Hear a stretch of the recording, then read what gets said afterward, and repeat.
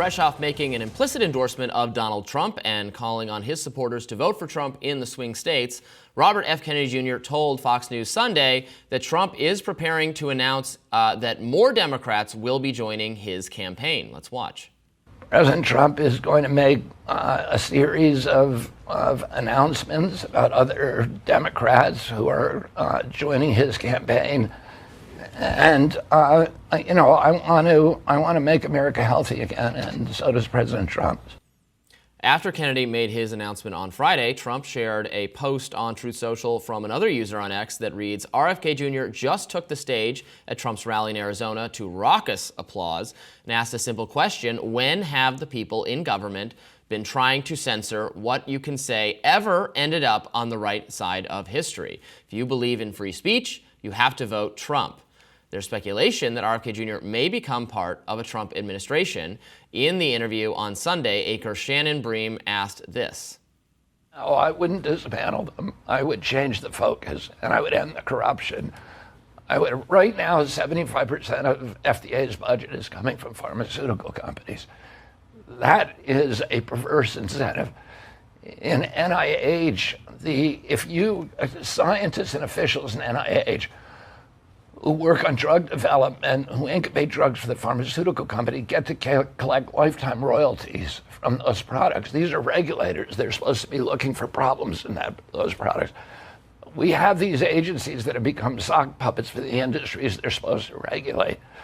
So they're not really interested in public health. Everybody, the most profitable thing today in America is a sick child. Everybody's making money. The hospitals are making money. The pharmaceutical companies are making money. Even the insurance companies make money.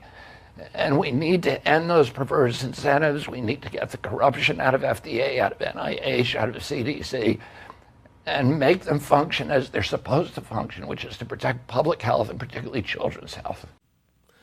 Trump's running mate, Ohio Senator J.D. Vance, responded to RFK's suspension of his campaign on Meet the Press this weekend. Robert F. Kennedy, the big news yesterday. Very big news. He suspended his campaign, announced he's endorsing Donald Trump. He is also known as someone who has blamed vaccines for autism, antidepressants for school shootings, and recently said, quote, he won't take sides on what happened on 9/11. Do you have any hesitation about accepting his endorsement? No, Kristen, I don't, because we're going to disagree on issues, right? There are things that Robert Kennedy has said that I disagree with. I'm sure there are things that he said, or that I've said, that he's going to disagree with. But I think what his endorsement represents is that Donald J. Trump's Republican Party is a big tent party.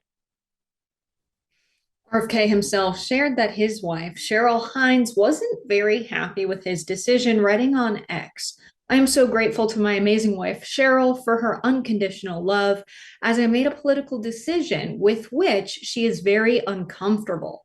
I wish this also for the country, love and unity, even in the face of disagreement. We will need that in coming times. The Kennedy clan is also upset with JFK Jr.'s choice. His sister Carrie strongly condemned her brother's endorsement of Trump. I think if my dad were alive today, the real Robert Kennedy would have detested almost everything Donald Trump represents. I'm outraged and disgusted by my brother's gaudy and obscene embrace of Donald Trump. And I completely disavow and separate and dissociate myself from Robert Kennedy Jr. in this flagrant and inexplicable effort to desecrate and trample and set fire to my father's memory. You know, can I say something here? I really, really do not like watching political figures, family members, disavow them, denounce them, etc. over political disagreements. I mean, you can't, I've got a brother, and if he was a serial killer, I don't think I would be able to denounce and disavow him. Like, it's just, you don't have to say anything. I think it's good to watch families quietly support one another, even if they don't agree. You know, no one asked for her opinion, and he's not even running now, and he's endorsed Donald Trump. I shouldn't say that. Of course, mainstream media did ask for her opinion. She didn't have to give it, and it bothers me, but you know what? Maybe that's just me.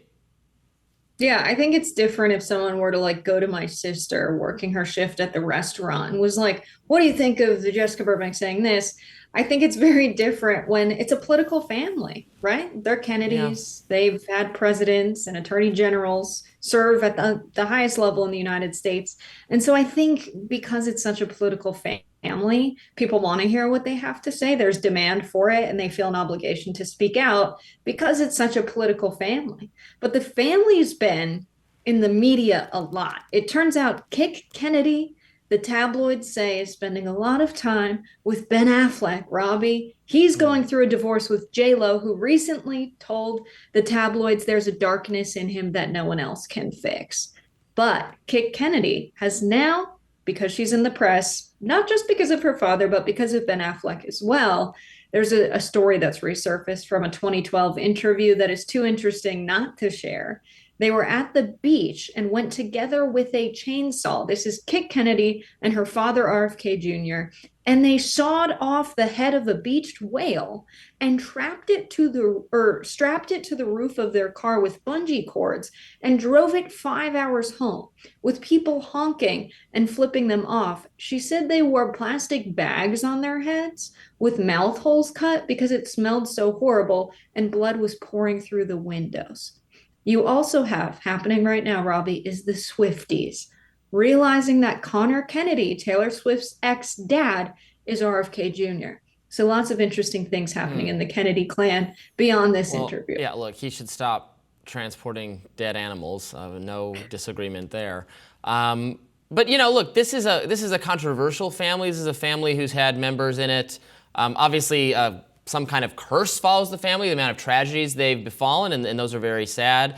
But, like Ted Kennedy, who was a respected figure in the Senate, who ran for president, who got a woman killed after he drove the car off the bridge with her inside it and left the scene and didn't say anything about it to the authorities till the next day, if I recall the facts exactly right. Did that generate thunderous denunciation? Did his family say, "I renounce you utterly, I separate myself from you, you are reprehensible," for killing someone, for getting a woman killed?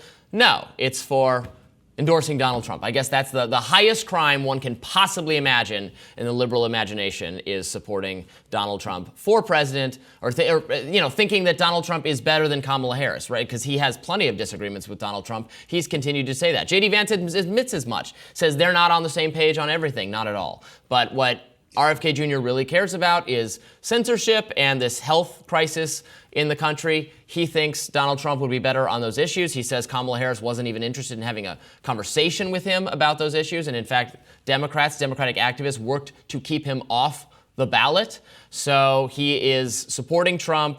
Interestingly, he is calling on people to vote for Trump instead of him if you're in one of the 10 swing states. He's trying to get his name off the ballots there. He'll be on the ballot elsewhere, and he says you can vote for him if you're not in a closely contested state. We'll see if this makes a difference in the race. I think it certainly will be at least a small boon to Trump. And as I've said repeatedly, it's a very, very close election. It's going to come down to thousands of votes in just a few states. So it could end up helping him. Yeah, and poor Cheryl Hines, her life has changed forever. She went from like hanging out at nice dinners in Los Angeles with celebrities in the Kennedy clan to now Jordan Peterson, JD Vance. I think JD Vance, it's rich. He was the one asked that question as someone who has called Donald Trump Hitler. JD Vance is like, totally, we can work with people we disagree with. As long as it gives us political capital, we're totally cool with it. But people on Twitter, the website formerly known as Twitter, now called X, many people are saying, Robbie, that he should replace JD Vance as the running mate. I saw people's Trump Pence signs where Pence has Kennedy written over it. It seems that a lot of the people that are enthusiastic MAGA supporters are happy with RFK Jr. coming over. But there was a bit of a faux pas where I guess Robert F. Kennedy Jr. never watched all of that. But 90s kids are just surprised that the message he's going with is make America healthy again. He posted a photo of him shaking Trump's hand with that over it, and it said Maha, M-A-H-A, which Amanda Bynes famously said repeatedly, playing this character of an older woman on Nick at Night, late night Nickelodeon television. And so whenever a 90s kid hears Maha, they think of Amanda Bynes with like fake teeth in. And so I don't think that phrase will stick, or at least it's going to be a ridiculous one among the Zillennials. Maha is just not the same as MAGA. It's just not working. When you have an acronym that people already associate with something else, it's not going to work. So that was very funny to see. We will continue to follow any updates on the RFK Jr. endorsement. More Rising right after this.